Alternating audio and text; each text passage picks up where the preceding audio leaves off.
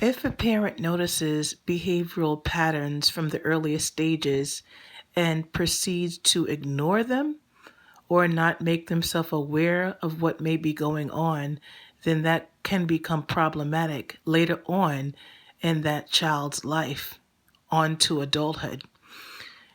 It's primarily the parents or primary caregiver's job and ultimate responsibility to remain supportive and proactive in that child's life who is exhibiting unchecked or inconsistently treated mental and or emotional or even physical health challenges. This is why it's so evidently essential to raise mental and or emotional health awareness in the community. This is why I've dedicated a page and different platforms mainly to mental and or emotional health awareness. Also through my interactions at home, at school, and at the workplace, I've come to understand how important it is to continue to raise awareness, especially at the earliest stage. When primary caregivers of some sort ignore habitual behavioral patterns from the earliest stage, it does not just disappear. It often becomes more problematic, more frustrating for that individual, and more challenging to regulate at a later time in that individual's life, specifically in preteens on to adulthood. In addition, essentially, an individual can have, well, have taken on traits as well as incurred injuries in the womb, outside the womb, along with how they tend to process challenges and stress tends to weigh on their mental and or emotional. Everyone is unique.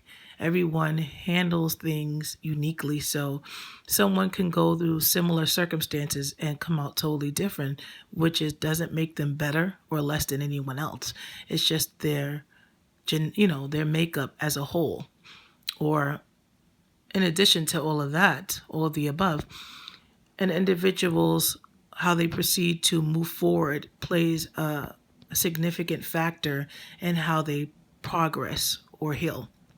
For an example, individuals reported to continuously embrace healthy accountability paired with consistently exploring, discovering, and practicing healthier coping mechanisms and habits tend to recover more consistently than those who remain inconsistent or not proactive at all about their own mental, emotional, physical, and spiritual health and progress.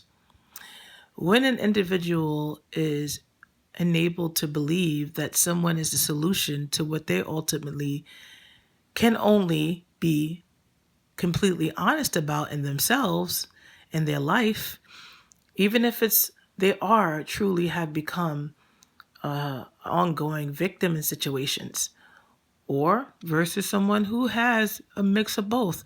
They have prompted a lot of their own challenges along with unforeseen occurrences, along with their behavioral patterns causing more of a likeliness of challenges.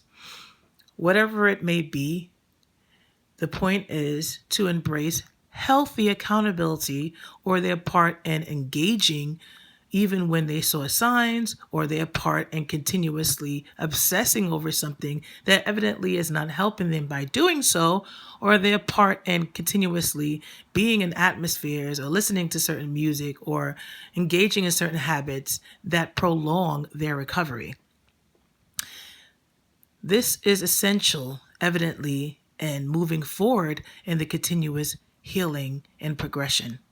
In addition to that, it's very essential that we support individuals as we're doing this ourselves in continuously engaging in exploring, discovering, and practicing healthier coping mechanisms and habits. We all struggle. There is no person walking on water that I know. There is no person that's able to completely eradicate ailments, completely eradicate death on the earth itself, a human. There are ones above the heavens that exhibit to be able to do that, but not anyone that I personally know on this planet. So it's very essential that we understand that no one person is the solution to their recovery.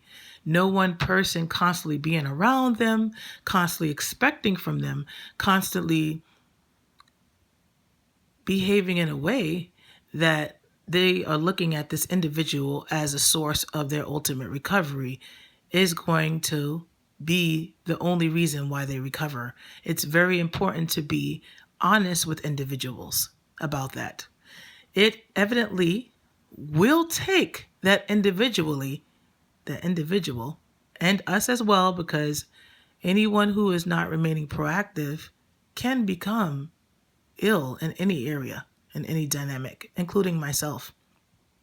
It's evidently essential for every individual to be honest about their struggles, be honest about the behavioral patterns, be honest about what the consequences are incurring to be by not remaining consistent and proactive, by not being able to be honest with themselves about some of the things that they are engaging in that cause more problems, not only for themselves, but others who are in direct contact with them.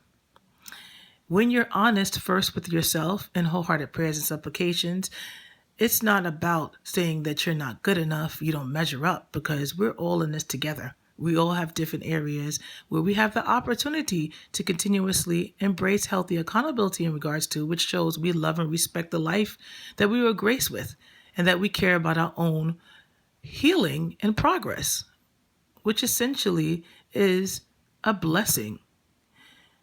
And if we continue to ignore these things, but behave as like someone else should be ultimately responsible for whisking it away, then it's not really showing love for them. Because even though they may not exhibit ongoing mental and emotional or even physical health challenges, doesn't mean they can't incur them by being unhealthily engaged in people's ultimate responsibilities. There is something called empathy burnout. There is something called a nervous breakdown. There is something called a brain aneurysm. There is something called a breakdown of the body itself. And when you behave like you're God to people, like you can rescue people from everything, then you can have a burnout. You cannot do that for them. You can support them.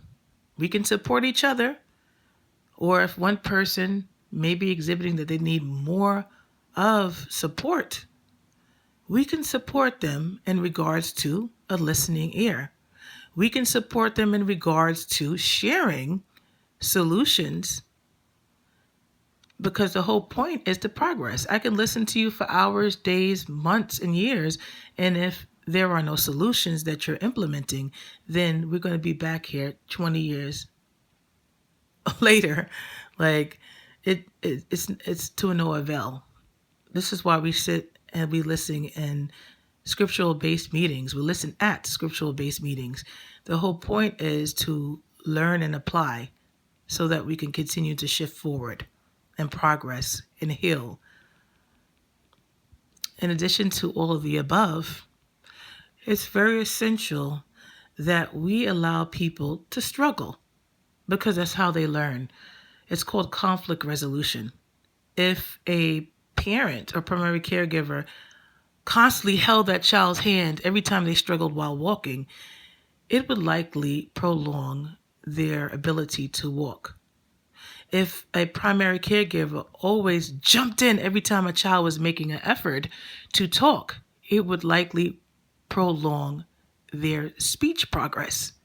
If a primary caregiver jumped in every time that child struggled to put a object together and learn, it can make me frustrated and throw it, and you pick that toy up, or you ask them rather to pick the toy up because they threw it, they should pick it up. That would be helping them to understand that that's their opportunity to engage in responsibility. which can help them along the way in adulthood. So you ask them respectfully to pick it up and keep trying. I'm here to support you in trying. And they continue to struggle and they finally get it. This helps them to be able to effectively problem solve. But when you unhealthily jump in, every time a child struggles or every time a child is facing the consequences of their habitual actions despite the support they are receiving, then it's called enabling, and it often, more than likely, causes them to continuously remain stuck in poor coping mechanisms and habits. So that's why it's very essential to educate yourself about what's truly helping and what's truly enabling or hindering someone's progress. They may exhibit to be frustrated, angry, upset with you because you're not enabling them because they're so used to that, evidently.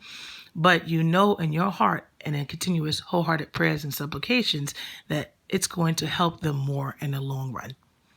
And you reassure them, that would be helpful to reassure them, I love you. I'm here to support you in you helping yourself. I'm here to support you and engaging in wholehearted prayers and supplications.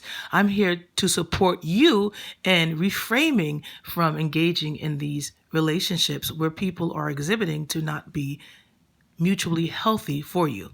I'm here to support you in continuously reframing from overuse of drugs, overuse of alcohol, overuse of binge eating, and engaging in harmful gossip, engaging in continuously peering at porno and violent movies that trigger your mania, that trigger your psychosis, that trigger your challenges with repulsiveness.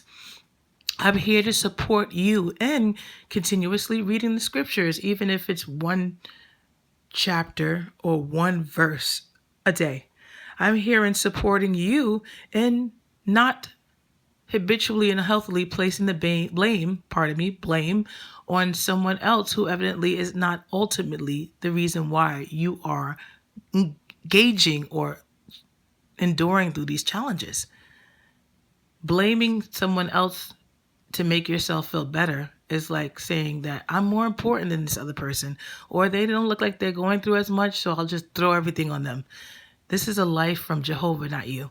And even though you're struggling, you don't matter more than them to Jehovah. We all matter. And Jehovah is near to all of us. And they can become ill too by continuously, you can contribute to fostering an early demise for them. And Jehovah, how do you think Jehovah would feel about that? So it's very essential for us to educate ourselves continuously about mental health challenges. A parent may look to a child, someone that they see as able to handle more, which they don't know everything about, as someone to sort of subconsciously rescue other people. Oh, this person seems more understanding and such. But are you truly helping the situation by allowing this person to be unhealthily mismanaged by various ones? Are you helping this one by encouraging them, whether you want to admit it or not, in regards to remaining unhealthily and imbalancedly engaged in individuals' lives and enabling them continuously in ways that regress them in ways and also deplete of them and also don't really truly in essence help someone to progress? It's about healthy balance. It's okay to admit, I did do little covert things to get someone to quick fix through. And when I was around this individual, even though I experienced temporary relief of some kind, I still was battling ongoing mania, ongoing depression, ongoing addictions that didn't really solve my challenges by them being there. So when they were sharing admonishment with me, maybe I can reevaluate that and continue his wholehearted prayers and ask Jehovah to help me through my struggles, because only Jehovah can ultimately do that. I can continue to be honest with myself because I love myself and all my flaws and all which we all have. And I can ask Jehovah to help me remain proactive about my own priceless and miraculous life. And I am open to constructive criticism because constructive criticism doesn't make me all that I am. And it gives me an opportunity to grow and heal in the priceless life that I was graced with. It's very essential to remember that. It doesn't make you less than just to embrace that I have these challenges with depression or mania or mental health challenges. And challenging situations for me sprung them on. And that doesn't make me less than anyone else. I'm still loved, valued, and cherished by anyone else. It's okay for an individual to say that. They are not less than us and we are not more than them. Mental health challenges, emotional health challenges, ongoing mental and or emotional health challenges or physical ailments or all of the above does not make you all that you are unless you continue to foster those thoughts. You are loved, valued, and cherished as well. And nobody has perfect health. No one has a perfect life. No one has perfect anything. So I hope you remember that. And just because things seem okay in dynamics with them now doesn't mean that they haven't struggled in ways that you don't know anything about and won't be going through these things because things shift and change. So please be reasonable with yourself and others. And most of all, know that Jehovah is answering your prayers, especially those that show and continuously exhibit that you're remaining proactive about your wholehearted prayers and supplications. Our prayers are activated through action. How can we expect when we ourselves are not moving our feet continuously? Much love and support to every priceless miracle out there. I am supporting you as I am being supported as well. I am receiving as I am sharing. I'm not above that. I love y'all and I appreciate you continuously rising above the challenges and being and remaining proactive about your priceless, miraculous lives. Love you and take care.